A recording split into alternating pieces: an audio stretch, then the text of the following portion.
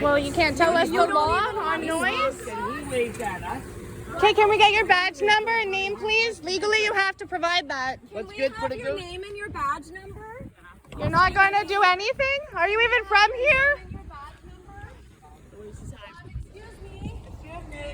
I knew they weren't going to talk to us.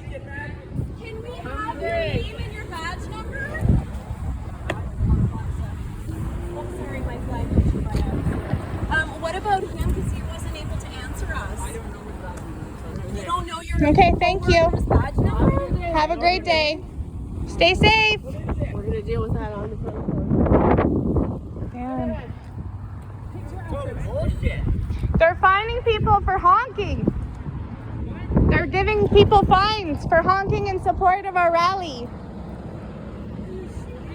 Yeah, he pulled that man over without any warning whatsoever for honking just once. He only gave us one honk.